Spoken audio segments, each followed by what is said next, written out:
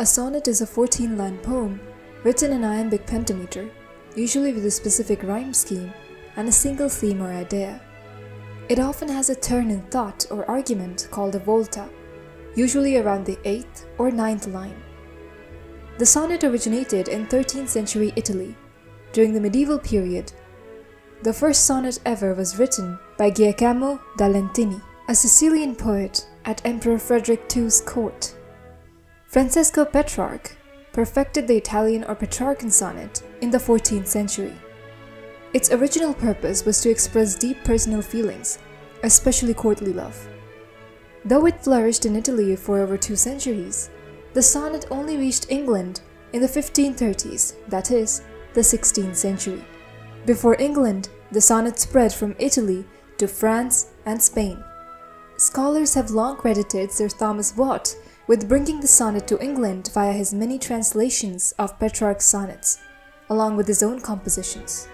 In fact, many courtiers in King Henry VIII's court began to experiment with the sonnet form, most notably Henry Howard, the Earl of Surrey, who is credited with the English sonnet form. In 1557, long after Wyatt and Surrey had died, an important poetry collection titled Songs and Sonnets, but later referred to as Totel's Miscellany, was published, featuring many works by both poets, along with a large number of anonymous poems, including many sonnets. Totel's Miscellany proved to be very popular, going through 10 editions between 1557 and 1586. Sir Philip Sidney, a lauded courtier in Elizabeth I's court, wrote the first known Petrarchan sonnet sequence in English in the 1580s, titled the Strophil and Stella, and a great many poets opted to use the form from that point until the end of Renaissance. The brevity of the form made sonnets easy to write in a short amount of time, while the universal theme of unrequited love never seemed to get old, though later sonneteers such as John Donne found that sonnets could be used to explore other themes. I will be talking more about John Donne in my lectures on metaphysical poetry. In England, the sonnet transformed into different styles. 3 major styles emerged across history for sonnets: the Petrarchan or the Italian school, the Shakespearean or the English school, and the Spenserian school. Petrarchan sonnets have an octave and a sestet. An octave has 8 lines and a sestet has 6. Major English poets that worked on Petrarchan sonnets are Wyatt, Surrey, and John Milton. Shakespearean sonnets consist of 3 quatrains and 1 couplet. A quatrain has 4 lines and a couplet has 2. They are also known as English sonnets.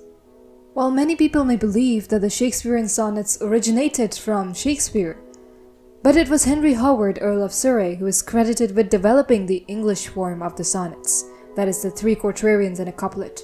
However, William Shakespeare did help in popularizing these sonnets, and therefore they are also known as Shakespearean sonnets. His name became synonymous with the form due to the sheer volume and quality of his sonnet work. Spenserian sonnets had an interlinked rhyming scheme, but their structure was similar to Shakespearean sonnets, that is, 3 quatrains and 1 couplet. Edmund Spenser is credited with creating the Spenserian sonnet form. Now that we have discussed the different sonnet forms, it would be nice to look at examples from each of these forms. But before we do that, first we must know how to read a sonnet. In order to read a sonnet, you have to follow an iambic pentameter. Because as I said in the introduction to this lecture, all sonnets are written as 14-line poems in iambic pentameter. Iambic pentameter is nothing but the way in which a poem is stylized, the way in which you have to read it. Pente in Greek means 5. So each line in a sonnet is divided into 5 segments known as feet, and each segment or foot will have 2 syllables. So we'll read those 2 syllables together. Let us understand that by reading our first sonnet called Whoso List to Hind by Thomas Wyatt. This poem is a Petrarchan sonnet, and it's a part of the collection of Totel's Miscellany. The poem is an imitation of Petrarch's Sonnet 190. Let's have a look at it. Whoso list to Hind, I know where is in Hind, but as for me, alas, I may no more. the vain travail hath wearied me so sore. I am of them that farthest come behind, yet may I by no means my wearied mind draw from the deer, but as she fleeth afore, fainting I follow, I leave off therefore, since in a net I seek to hold the wind. So this is the first octave in the Petrarchan sonnet. The next 6 lines will be our sestet. These first 8 lines will have a rhyming scheme like this: hind, more, sore, behind. So it sounds like A, B, B, A. The next half of the lines of mind, afore, therefore, wind, they're again following the pattern of A, B, B, A. If you look at the sestet, who list her hunt, I put him out of doubt, as well as I may spend his time in vain. And graven with diamonds in letters plain, there is written her fair neck round about. Noli me tangere, for Caesar's I am, and wild for to hold, though I seem tame. So this is the sestet. We look at the rhyming scheme as doubt, vain, pain. So the rhyming scheme becomes C, D, D. Similarly, the next 3 lines will be about, M, tem. So again, C, D, D. So the rhyming scheme then becomes entirely A, B, B, A, B, B, A, C, D, D, C, E, E. So this was the structure of the sonnet. The object of the sonnet is disappointment, disappointed affections, which what would describe with such heartfelt anguish many believe were because of Anne Boleyn. According to some sources, she had been a childhood friend to him. Watt had meanwhile married and separated from Elizabeth Brooke. The rumor of a continued relationship after Anne's marriage to the king remains only a rumor. Let us now look at a Shakespearean sonnet. So I'm picking up, this is Sonnet 18, Shall I Compare Thee to a Summer's Day? Not only because it's one of the best known sonnets of the 144 sonnets written by William Shakespeare, but also because it has quite an irony expressed in this sonnet. So first let's read it. Shall I compare thee to a summer's day? Thou art more lovely and more temperate. Rough winds do shake the darling buds of May, and summer's lease hath all too short a date. This is the first quatrain. Sometimes too hot the eye of heaven shines, and often is his gold complexion dimmed, and every fair from fair sometimes declines, by chance as nature's changing course untrimmed. This is the second quatrain. But thy eternal summer shall not fade, nor lose possession of that fair thou oust, nor shall death brag you wondrous in his shade, when in eternal lines to time thou growst. This is the third quatrain. Now we move to the 2 couplets. So long as men can breathe or eyes can see, so long lives this, and this gives life to thee. If we look at the structure, the rhyming scheme, let's start with the first quatrain. They end with day, temperate, May, date. So the rhyming scheme then becomes A, B, A, B. And it follows. The second quatrain would have shines, dimmed, declines, untrimmed. Again, C, D, C, D. The third quatrain will follow. Fade, oust, shade, groused. So E, F, E, F. And finally, the couplet, which will have C and thee, G, G. So the rhyming scheme then goes something like this. A, B, A, B, C, D, C, D, E, F, E, F, G, G. In the sonnet, the speaker asks whether you should compare the young man to a summer's day, but notes that the young man has qualities that surpass a summer's day. He also notes that the qualities of a summer day are subject to change and will eventually diminish. The speaker then states that the young man will live forever in the lines of the poem as long as it can be read. There is an irony being expressed. It is not the actual young man who will be eternalized, but the description of him contained in the poem. And the poem contains scant or no description of the young man, but instead contains vivid and lasting descriptions of a summer day. which the young man is supposed to outlive. Now let me give you an example of a Spenserian sonnet.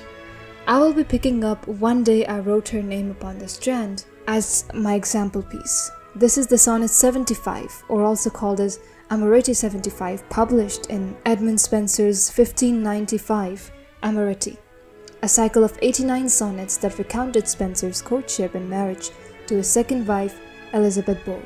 Like an English sonnet, this poem will contain 14 lines that can be broken into 3 quatrains, followed by a rhyming couplet. But the difference lies in the rhyming scheme. Its rhyming scheme differs from an English sonnet, which I'll be discussing once we have looked at the poem itself. "One day I wrote her name upon the strand, but came the waves and washed it away. Again I wrote it with a second hand, but came the tide and made my pains his prey." This is the first quatrain. "Vain man," said she, "that dost in vain essay a mortal thing so to immortalize, for I myself shall like to this decay, and eke my name be wiped out likewise." This is the second quatrain. "Not so, quod I, that baser things devise, to die in dust, but you shall live by fame. My verse your virtues rare shall eternize, and in the heavens write your glorious name." This is the third quatrain. Now the couplet. "Where when is death shall all the world subdue, our loves shall live and later life renew." So if you look at the rhyming scheme, the first quatrain will have "strand away hand pray," ABAB. "Essay, immortalize, decay likewise." So now instead of following that ABAB pattern into CDCD, like it was in case of Shakespearean sonnets or English sonnets, this will repeat the B pattern. So it becomes ABAB, BCBC. Similarly, when you move ahead to the third quatrain, devise, fame, eternize, name. So from BCBC, it goes to CDCD. And finally the couplets, subdue, renew, EE. So with this comparison, I think you can be very clear why the Shakespearean sonnet is different from the Spenserian sonnet. They both have the same structure when it comes to 3 quatrains in one sonnet, but they have different rhyming schemes. Now this poem is about capturing not just a singular moment, but a whole lifetime, as he attempts to immortalize his loved one, despite her protestations and accusations of his vanity for trying to achieve the impossible. But as marks in the sand are washed away, and the sands of time will too eventually run out, Spenser's verse does eternalize her and them both, and comes as a fine example of how poetry may just come the closest thing to ensuring that moments of glorious emotions and intensity do indeed last forever. You can read Petrarchan's Shakespearean and Spenserian sonnets and compare them yourself. In the description you will find links to archives of all the 3 sonnets. The 17th century saw the diversification of forms and ideas through metaphysical poetry, cavalier poetry, and the religious and devotional verse of Milton. 18th century saw an emphasis on order, decorum, balance, and reason. Satirical forms like the heroic couplet and mock heroic emerged. They were based on classical models with Horace and Virgil as inspirations. A heroic couplet is a pair of rhymed lines in iambic pentameter. Each couplet often expresses a complete thought or idea, and it was used for epic, serious, or satirical subjects. Though it was created by Chaucer in the 14th century, it was perfected in the 17th and 18th century by John Dryden and Alexander Pope. An example of this is Essay on Criticism by Pope, which reads, "A little learning is a dangerous thing. Drink deep, or taste not the Pierian spring." A mock epic or mock heroic is a satirical imitation of the epic form. It uses the lofty style of classical epics, that is grand language, invocation of muse, heroic battles, to describe trivial or ridiculous subjects. It aimed to mock both the subject and sometimes the epic genre itself. It originated in the 17th century under Boileau in France. then fully realized by Alexander Pope as it flourished in the early 18th century, especially in England. An example of this would be The Rape of the Lock by Alexander Pope. Hear thou, great Anna, whom 3 realms obey, does sometimes counsel take, and sometimes dictate. So as you can see, the major poets of the late 17th and early 18th century, including John Dryden and Pope, focused more on the heroic couplet and the mock heroic, and avoided the sonnet. To Dryden, the masculine vigor of English is suited to heroic poetry, and yet the light and trifling French is more proper for sonnets, madrigals, and elegies. And Pope alludes to the low status of the form in reference to the starved hackney sonneteer in an essay on criticism. The avoidance of sonnet by the poets of the neoclassical age is often read as the basis of both the form's widespread disuse and its newfound popularity, enabling its appropriators to work against the poetic models of Pope and Samuel Johnson. So as you can assume, since Pope and Samuel Johnson stood for reason in the Enlightenment period, the people that would go against them and use the sonnet form would be the ones that would focus on emotions and subjectivity. The sonnet, with the ballad, seems to epitomize poetry in its lowest form, connected with the body rather than with intellectual activity. Yet, the very terms with which Pope, who would condemn the sonnet, its natural expression of passion, would within Romanticism represent a major objective of the new activity of poetic language. In early 17th century, there was also a separate, although concomitant, interest in Italian sonnets, particularly those of Petrarch. Conversely, Shakespeare's sonnets were little known and widely disliked until later in the 18th century. His popularity and place in canon stemmed only from his plays. In early 17th century, Thomas Edward turned to the form of Petrarchan sonnets after reading Spenser's sonnets. In Sonnet 38, Edward refers to Spenser as the sweetest bard that ever sung, and his sonnets frequently celebrate the native tradition of Spenser, Shakespeare, and Milton. At this time, using the sonnet was perceived to amount to copying or imitation. Thomas Warton's poetry was perceived fondly as antiquarian and outmodels in both form and style. His sonnet, written in a blank leaf of Dugdale's Monasticon, is not only written in Sir William Douglas's Monasticon Anglicanum 1655, but the fruits of Dugdale's own antiquarian research on historical sites like cathedral, churches, abbeys, and monasteries of 1640s England, but also it was the defense of the pursuit and celebration of its pleasures. A few lines from the sonnet would be, "Nor rough nor barren are the winding ways of hoar antiquity, but strewn with flowers." Warton's sonnet rhymes as ABBA, ABAB, CDCDCD, which is typical of his use of form, based around an Italian octave sestet structure, yet deviating from the strict model and enjambling line endings and the octave sestet divide. Warton's resistance to a fully legitimate use of form contrasts with Edward's rigidity and reflects the sense of his sonnets in content. Plays in the past are experienced in an exploratory, winding, and pensive way, and the subjects of his sonnet have often been obscured or worn away. In case of Warton, the return to older poetic forms was an active elision of Pope and the perceived refinement she had brought to poetry. Pope was a problematic poet for Warton, disrupting the native poetic tradition that Warton sought to establish. Warton was drawn to and identified with Pope, yet purposefully repressed his influence, constructing Pope as a poet of only reason, witty rhyme, and polished couplet, while other aspects that Warton was drawn to, such as the Gothic melancholy of Eloisa to Abelard, were suppressed, enabling Warton to claim the true line of poetry for himself. Warton's influential construction of Pope has shaped subsequent conceptions of Romanticism and 18th century literary history, not least the model pronounced by M.H. Abrahams, which has contributed to the obscuration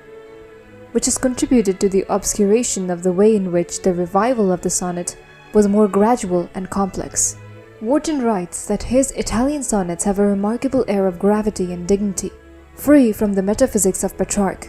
In his History of English Poetry, Warton dedicates most attention to Henry Howard, Earl of Surrey, whose sentiments are for the most part natural and unaffected, arising from his own feelings, unlike Petrarch, whose mind was too much overlaid by learning. In the 18th century, the interest in sonnet was inspired by Milton, as well as by a new interest in the literature of the past more widely. In locating the bedrock of their native tradition, poets like the Wartons, Gray, Collins, and Akenside felt they were simultaneously recovering a more pristine poetry. The mid-century return to the literary tradition of Spenser and Milton that the Romantics were pulling through was not a move away from the classical, but towards a classic literary past of great originals. This return to the literary past was realized through form, as the popularity of heroic couplet was gradually overtaken by Spenserian stanzas, odes, and sonnets. Now I've already discussed what Spenserian sonnets are. Spenserian stanza was first used in the 16th century, specifically 1590, by Edmund Spenser in The Faerie Queene during the English Renaissance period of the Elizabethan era. It was created as a new form combining the richness of rhyme with an epic tone, ideal for long narrative poetry. The turn to the literary forms of the past and later emphasis on natural expression and sensibility underpin the sonnet's renewed popularity. Yet, this does not necessarily involve a wholesale departure from Pope and neoclassicism. An important writer and poet who will be working during the renewal of the sonnet form during the early pre-Romantic period would be Charlotte Smith. Charlotte Smith refers to her sonnets as effusions, suggesting spontaneity and expression. Effusion is the act of pouring out both water and words. Yet, her first sonnet ends with quotations from Pope's Eloisa to Abelard, and the first edition of elegiac sonnets include a poem, The Origin of Flattery, in heroic couplets. So as I said, it's not like the previous forms that were popular during the neoclassical period would completely disappear all at once. They would start merging with the sonnet form, and eventually gain a life of their own during the pre-Romantic period. In addition to Milton, it was through the influence of Spenser that many 18th century sonneteers turned to the form. Elegies become a very important part of literature during the 18th century, especially when it came to the sonnet form of elegies, as seen in Charlotte Smith and later in Thomas Gray. An elegy is a poem of mourning, lamenting the death of something, or reflecting on sorrow, loss, or the transience of life. It originated in ancient Greece, and originally it was a verse form, not necessarily about death. In English poetry from the Renaissance onwards, the funeral elegy became common. The most famous elegy is Thomas Gray's elegy written in a country churchyard in 1751. Elegiac sonnets emerged in 1784 by Charlotte Smith. While women writers did precede Smith in publishing sonnets in the 18th century, Elegiac Sonnets is the first volume of sonnets to be published by a woman writer.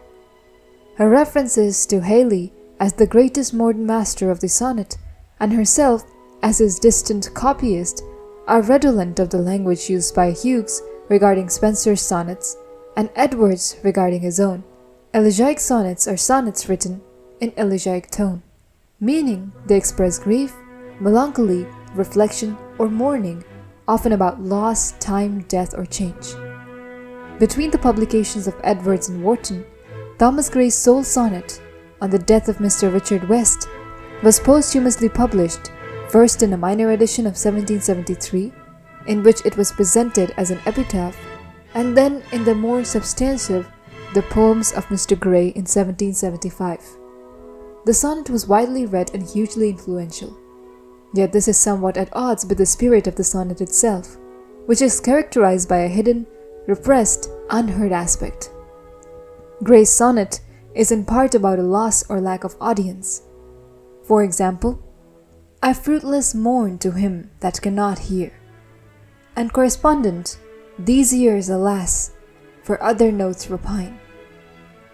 Setting is important in Gray's sonnet, although it is an unspecified and generic one and does not carry the same significance as in, for example, his Ode on Distant Prospect of Eton College, written in 1747, and Elegy written in a country churchyard in 1751.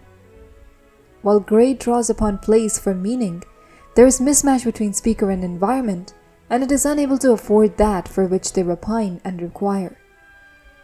An interest in the literary past is also what drew Gray to the sonnet form, although, unlike Warton, Gray's relationship with it was a vexed one.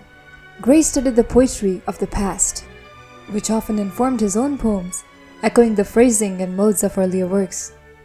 A number of critics have noted the kinship between Gray's sonnets and Petrarch's Zafiro Torna sonnet, with which it share a rhyme scheme. He identifies the first Italian school, which was popular in 1200 and brought to perfection by Dante, Petrarch, Boccace, and others. Gray wrote the sonnets some years before there was any real interest in Petrarch, lamenting in a forgotten form and mode for which there was no audience. This was completely reversed after the sonnet finally found publication, and Gray's sonnet illuminates the changing status of the sonnet in the 18th century. While it was not published by Gray or publishers of his collected works in his lifetime, when finally published in 1773-1775, it enjoyed considerable popularity and was frequently referred to. The influence of Petrarch connects Gray with an important impulse in the sonnet revival. Many of Petrarch's sonnets, in which a solitary, melancholy speaker wanders into the Vaucluse countryside, is accorded with the increasing popularity of landscape and topographical poetry in 18th century England. This descriptive and landscape poetry can be seen in the works of nature poets like James Thomson's The Seasons, William Collins' Ode to Evening, and Thomas Gray's Elegy written in a country churchyard. This was the transition into elegiac and lyrical forms, foreshadowing Romanticism. Also, an interest in translating Petrarch and other Italian poets is evident from as early as 1683 in Philip Airy's lyric poems made in imitation of the Italians. Airy's volume contains an increasingly apologetic preface which reflects the disuse of the sonnet in the same age of the couplet. Airy displays a Bloomian anxiety of influence of sorts. Under this anxiety, the disused sonnet would provide a form in which you could sever from the great men who would precede the poet. In the 18th century, translations of Petrarch's sonnets appeared in various locations, including England. This was all about the sonnet in England. Now that we have discussed the development of the sonnet well into the pre-Romantic period, you might want to know more about the pre-Romantic period that followed the neoclassical age.